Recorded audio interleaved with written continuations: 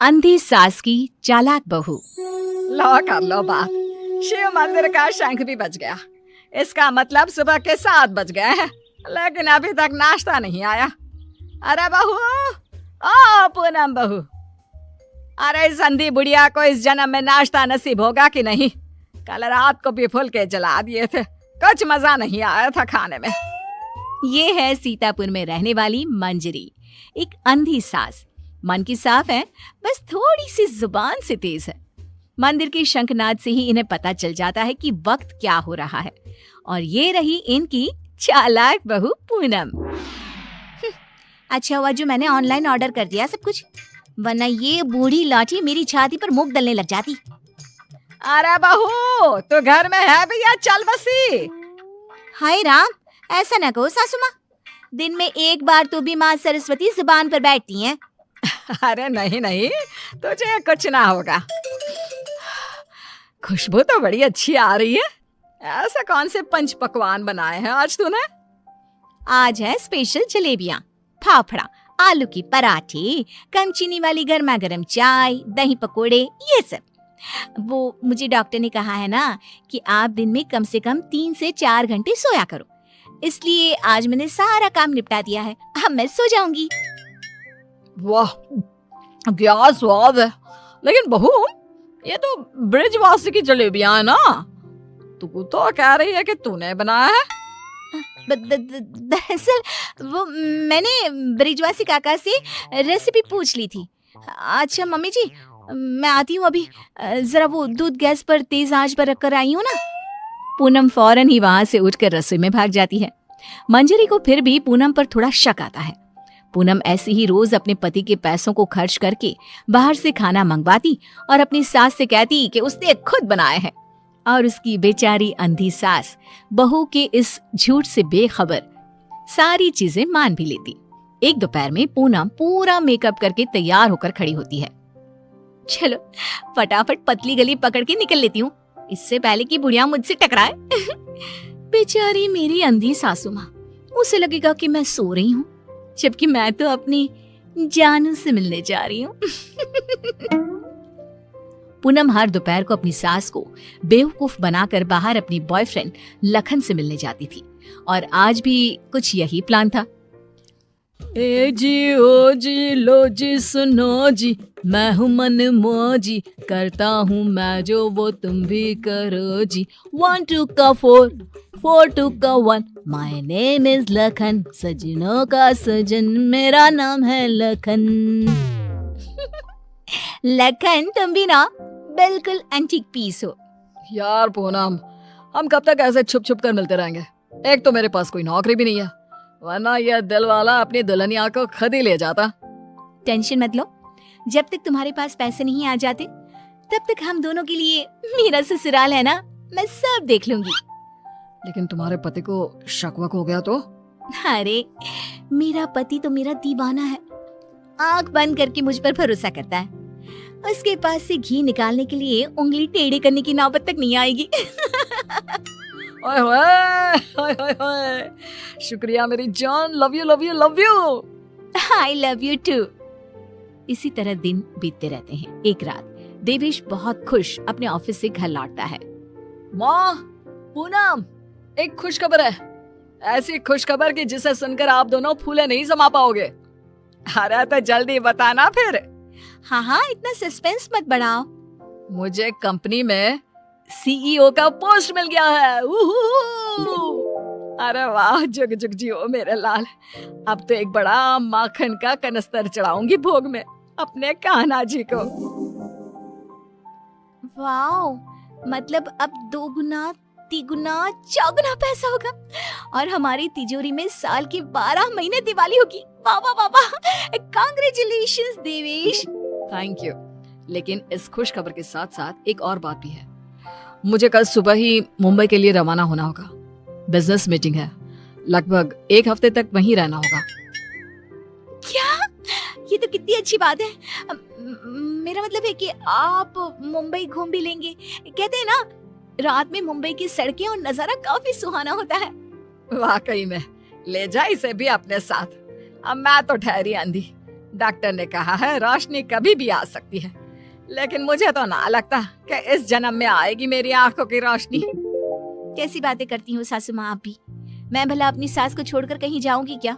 अगर मैं चली गई तो आपकी सेवा क्या पड़ोस की मीना करने आएगी? देवेश, तुम आराम से घूम कर आओ और मेरे लिए एक अलग से सूटकेस भर के तोहफे लाना।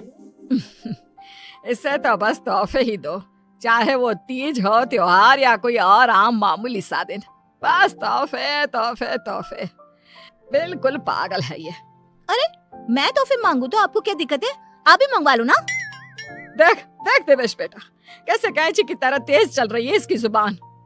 अरे आप दोनों शांत बैठ जाओ, मैं आप दोनों के लिए ढेर सारे तोहफे लाऊंगा बस। देवेश अगली सुबह मुंबई के लिए निकल जाता है।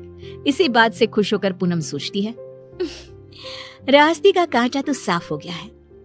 अभी मैं चुपके से मेरे लखन को घर पर भी बुला सकती हूँ। इस अंधी बुढ़िया को तो कानों कान भनक भी नहीं लगेगी।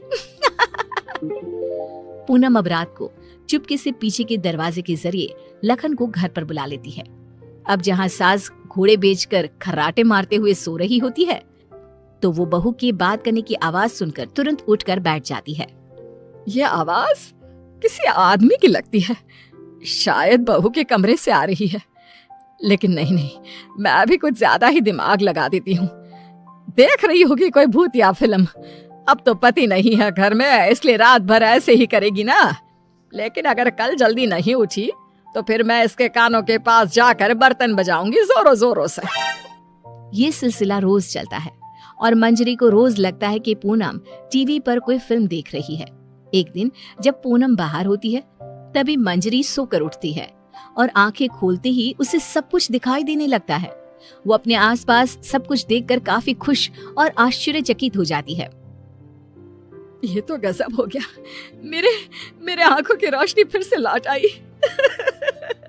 डॉक्टर ने सही कहा था, रोशनी कभी भी लौट सकती है। बहू, अरे ओ पूनम का चांद, कहाँ मर गई? देख तो अब मुझे सब कुछ दिखाई दे रहा है। अब तो मैं छड़ी का इस्तेमाल भी नहीं करूंगी और अब मैं रोज अपने भगवान जी को भी देख सकती हूँ। पूनम! मंजरी अपनी बहू को आवाज लगाते हुए पूरा घर तलाशती है, लेकिन पूनम उसे कहीं नहीं दिखती। तभी उसकी नजर तिजोरी पर पड़ती है जिसका ताला नहीं लगा था। इस पर वो जैसे ही तिजोरी खोलती है तो हैरानी से उसकी आंखें फटी की फटी रह जाती है। ये कैसे हो सकता है? जहाँ तक मुझे पता है, देवेश ने कहा था कि वो घर खर्च के लिए 25,000 दे के जा रहा है, लेकिन यहाँ तो उसका आधा भी नहीं है। जरूर ये पूनम ने पैसे अपने शॉपिंग पर खर्च कर दिए होंगे। पैसे को पानी तरह बर्बाद करती फिरती है। आने दो उसे, फिर देखती हूँ उसे। तब तक मैं अपने भगवान के दर्शन कराती हूँ।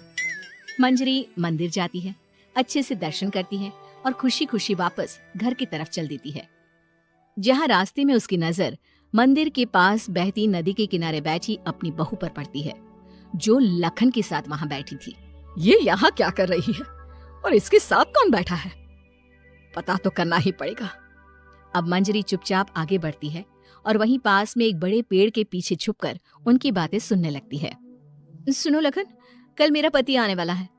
आज रात को तुम आना और हम दोनों पूरी तिजोरी पर हाथ साफ कर देंगे। और भी बहुत सारा बेशकीमती सामान पड़ा है घर पर, उसे भी हम अपने साथ लेकर यहाँ से भाग जाएंगे। आइडिया अच्छा है मेरी जान, अब हमें कोई नहीं रोक सकता। हम ना यहाँ से सीधा सिंगापुर जाएंगे डार्लिंग। बाप रे बाप, इसका मतलब इस महारानी का इस मुफ्तखोर के साथ चक्कर चल रहा है।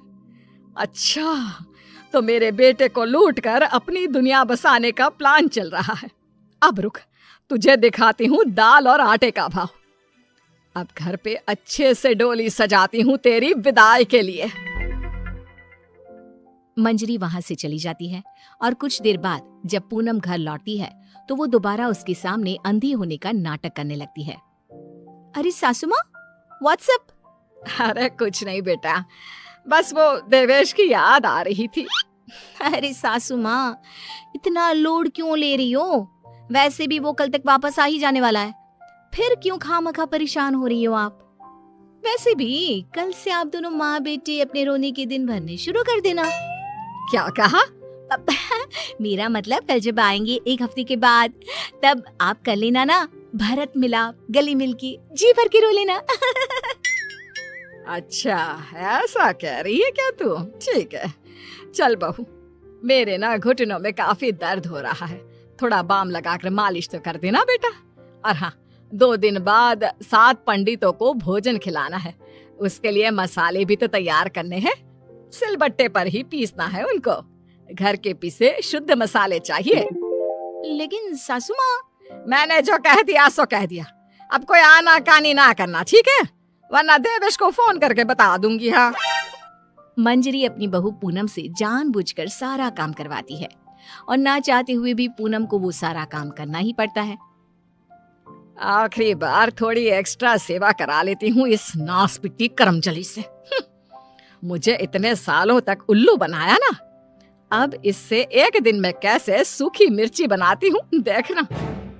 सारा दिन काम करके पूनम अपने कमरे में जाती है और रात को लखन पीछे के दरवाजे से घर में घुस आता है। किधर है सारा माल? जल्दी करो, अपने पास बिल्कुल भी टाइम नहीं है। पूनम और लखन मिलकर सामान चुरा ही रहे होते हैं कि तभी वहां पर देवेश और मंजरी आ जाते हैं और उन्हें वहां देखकर पूनम और लखन के पैरों तले जमीन खिसक जाती है। देवेश, देवेश, तुम सासू माँ, आप देख सकती हो कैसे? तुझे क्या लगा तू हमें इस तरह चूना लगाकर आसानी से बचकर निकल जाएगी?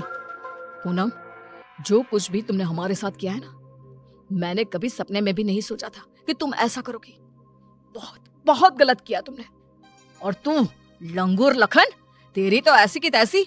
बचाओ, माफ कर दो भैया, माफ कर दो। लखन हाथ जोड़कर खड़ा हो जाता है, लेकिन देवेश उसे नहीं छोड़ता। वो तुरंत पुलिस को बुलाता है और पूनम और लखन को फ्रॉड और चोरी के केस में अरेस्ट करा देता है।